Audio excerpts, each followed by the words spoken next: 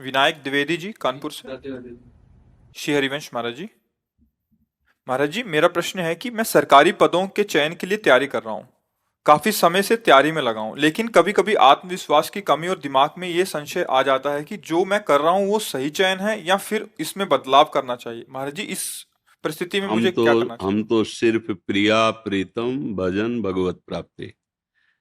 ना हमको अभी सरकारी नौकरी की है, ना हम करने का कोई लक्ष्य है, ना हम उसके विषय के ज्ञाता है। बचपन से भगवत मार्ग में रहे हैं। तो वैसे हमने तो एक बोर्ड में लिखवा रखा है कि आप हमसे प्रश्न केवल परमार्थ का, अध्यात्म का, भगवत मार्ग का करें। पर उसमें भी जब कोई गृहस्थी में अपनी समस्या का समाधान उसे हम भागवती की, तो हम इतना जरूर कहते हैं, उत्साह संपन्न मदीर्घ सूत्रम क्रिया विधिज्ञम विष्णे सुसक्तम सूरम कृतज्ञम दृढ़ सौहृदन से लक्ष्मी स्वयं याति निवास है। तो जगत की उन्नति के लिए कह रहे हैं ये श्लोक। जगत जागतिक ईश्वरी की प्राप्ति, चाहे नौकरी हो, चाहे व्यापार हो, चाहे किसानी हो, चाहे किसी भी का उत्साह संपन्न, कभी अपना उत्साह टूटने नहीं देना चाहिए। वो तभी नहीं टूटेगा जब भगवान का आश्रय होगा। कर तुम अकर तुम अन्यथा कर तुम सर्व समर्थ मेरे भगवान है। आज मैं यहां हारा हूं तो कल जीत जाऊंगा। उत्साह तभी आपका संपन्न रहेगा जब भगवद आश्रय है। उत्साह संपन्न, हर स्थिति में अपने को कभी निराश नहीं होने देना, कभी टूटने नहीं देना, कभी हारने नहीं देना। क्योंकि कभी संपत्ति का योग होता है, कभी विपत्ति का होता है, कभी अनुकूलता आती, कभी प्रतिकूलता आती, कभी जय आती, कभी पराजय आती है। ये द्वंद्व चलते रहेंगे, चाहे कोई भी हो, सबके जीवन में आते हैं। पर हमें उत्साह संपन्न बनना है।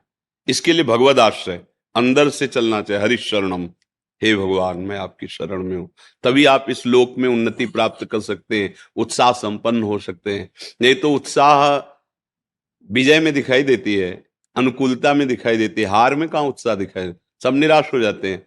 लेकिन वही शूरवीर है जो हार में भी निराशा ना आने दे और किसी भी कार्य को आगे के लिए न टाले, दीर्घ सूत्री न बने। इसलिए मदीर्घ सूत्रम अदीर्घ सूत्री, तत्काल जो कार्य हमें कल करने के लिए दिया गया है, भले संपन्न कल हो, लेकिन चिंतन के द्वारा हम पूरा आज ही कर लेते हैं कि ऐसे से ऐसे ऐसे ऐसे करना है। हम कार्य की सफलता का पूरा अपने दिमाग में बैठा लेते हैं चिंतन के द्वारा। जैसे उत्तम रसोईया वही है जो बनाने के पहले दिमाग में बना ले। उत्तम कार्यकर्ता वही है जो कुछ भी कार्य करने के पहले दिमाग में पूरा उसका निश्चय कर ले। ऐसे ही मदीर्घ सूत्रम, किसी कार्य को आगे टाले ना। अगर इस संसार में उन्नति प्राप्त करनी, हमें परीक्षा 1 महीने बाद देनी है, लेकिन आज ही प्रश्न कर लिया जाए तो उसका उत्तर हम दे देंगे, ऐसी तैयारी रखनी चाहिए। कल के कार्य को आज ही संपन्न करने की वृत्ति रखना है। क्रिया विधिज्ञम, जिस कार्य में लगे उसको विधान से करे, मनमानी नहीं। चाहे वो पढ़ाई हो, चाहे वो व्यापार हो, चाहे वो किसानी हो, अलग अलग विधान होते हैं ना। व्यापार का अलग विधान होता है, नौकरी का अलग विधान होता है। अलग अलग जो विधान है, जो सिस्टम है, बिल्कुल ठीक उसके अनुसार आपको ज्ञान होना है। क्रिया विधिज्ञम, और जो कार्य आपको दिया गया है वो एकाग्र होकर करे। व्यसने स्वशक्तम, आपको जो व्यापार है, जो भी कार्य दिया गया, पढ़ाई, जो नौकरी, उसमें आसक्त हो जाइए संसारिक उन्नति के लिए। कि अगर हमें आर्मी में जाना है तो जो कल हमारी परीक्षा होगी उसको हम जानकारी करके पहले आज ही हम उसमें पुष्ट हो जाते हैं। अगर इतने किलोमीटर दौड़ना है तो 1 किलोमीटर और आगे की हम रफ्तार बढ़ा के रखते हैं, इतनी ऊंचाई तो इससे और ऊंचे, इतना अभ्यास। क्रिया विधिज्ञम व्यसने सुसक्तम शूरम, हृदय को सदैव बलवान रखे। हृदय में कभी दुर्बलता, नीचता हमारे हृदय को छू ना जाए। अगर हृदय बलवान रहेगा, आपका संकल्प दृढ़ रहेगा, आपका भाव दृढ़ रहेगा, तो पराजय भी आपकी विजय का हेतु बन जाएगी। शूरम और कृतज्ञम, अगर कोई आपका उपकार करता है तो कभी विश्वासघात न करे, उसका कृतज्ञ रहे। अगर एक बार भी उसने कोई हमें धर्म की शिक्षा दी, हमारे को बचाया, हमारे को वो सत्य मार्ग पर, तो हम सदैव कृतज्ञ रहें। हम ऐसा विश्वासघाती स्वभाव हमारा ना हो। दृढ़ सौहृदय, पूरा परिवार या मित्र मंडली, हम ऐसे आचरण करें कि वो हमें प्यार करे। सौहृदय कि यार ये तो अपना बंदा इतना विश्वसनीय है कि अगर किसी भी तो इससे धोखा नहीं हो सकता। अगर ऐसे स्वभाव वाला व्यक्ति है तो जो पद चाहे उसे प्राप्त हो सकता है। भगवान का आश्रय और इन लक्षणों का जीवन में, फिर निराशा नहीं, फिर निराशा नहीं होगी। अगर आप अच्छे आचरण नहीं करेंगे, पाप कर्म करेंगे, तो जो बचे हुए सुकृत हैं वो भी नष्ट हो जाएंगे। अगर जो उन्नति का मार्ग है वो भी पतन के मार्ग में बदल जाएगा। ये कर्म भूमि है ना, हम अच्छे कर्म करें, पतन का नंबर आ रहा है, मान लो पाप का नंबर आ रहा है, तो पतन के लिए गिराने की कोशिश करेगा, लेकिन आपका नया कर्म आपको बचा लेगा, आपको उठा देगा। भगवद आश्रय और सत्य आचरण करना, कभी भी निराश ना होना, देखो कहीं पराजय नहीं होगी।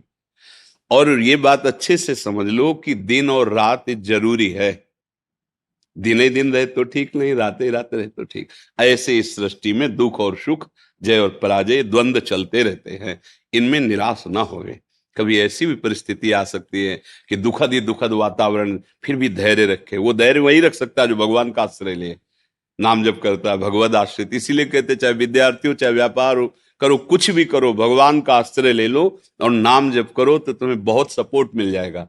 तुम टूटोगे नहीं। जैसे किसान की खेती नष्ट हो गई, उसने आत्महत्या कर दी, विद्यार्थी फेल हो गया, वो आत्महत्या के लिए तैयार। छोटी छोटी बातों में लोग अपने जीवन को नष्ट कर रहे। क्यों? भरोसा अविनाशी का नहीं है, प्रभु का नहीं है, बुद्धि में अध्यात्म का ज्ञान नहीं है। इसलिए पार्थिव भोगों के नाश होने पर, जिनका नाश होना सत्य है, वो नष्ट होंगे ही, उसमें हम अपने को नष्ट कर देते हैं।